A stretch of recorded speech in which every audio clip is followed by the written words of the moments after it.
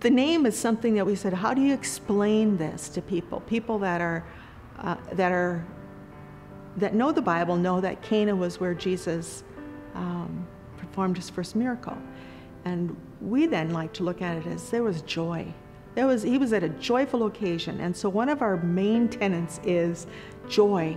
What I have learned in the last 3 years of what is Cana, I've experienced that I never know whether I'm going to have people for a second or a season. I only get one chance. And so for me, it's about transforming lives. It's about repairing relationships with God, with others, within yourself. And that's transformation. That's the good news. The people who come to Cana and to Life Tree and the things that have been happening here are from all walks of life. We've got people who are leaders in our community. And then, of course, you've got people who come when they get off from the halfway house across the street. It's a place where you can help others to recover what's lost, and then we get to celebrate what is found.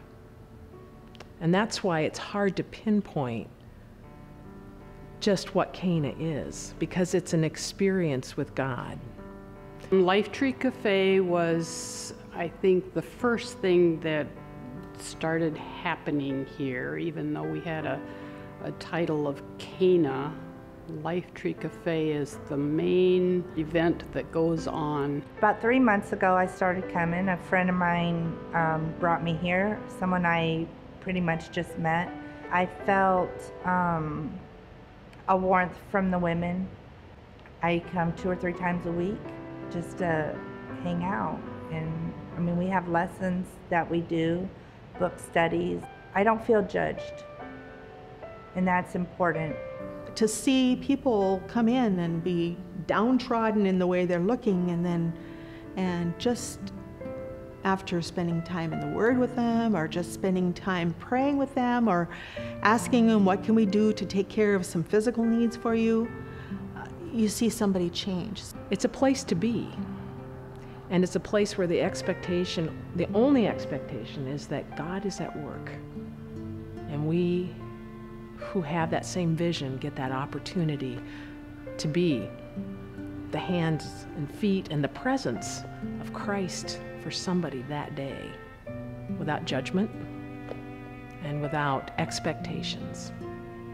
You know, who would have ever thought we'd have a gateway to discovery, a recovery house for single women in this home? But there were a few folks that came here and felt this was a need in Fort Dodge, and so they found a listening ear and support for that, and together with others, they're making it happen. And then there's also this place, which is Peaceworks, and this will be kind of connected with Gateway to Discovery, because in this place, a lot of the women who live in that home will come to spend a lot of time so they can learn job skills working together. They can converse while they're doing a project that may then sell somewhere to help support Gateway to Discovery. It will be a social enterprise as well as an art therapy place for anyone in the community. A place where people could come and do art and talk about their problems and talk about what really is making them hurt or yearn for God or whatever their issue is. I'm just full of awe for the God who created us and allowed me to be a part of something that's far bigger than I understand, and I have no idea. But as we trust the Spirit and we learn from each other in that discernment, mighty things are going to happen, and the kingdom will come because it's already here. We just open our eyes and our ears and our hearts. So many times I have talked to people who say, I experience God every time I come in here. And what an awesome thing to experience God every time you walk into a place.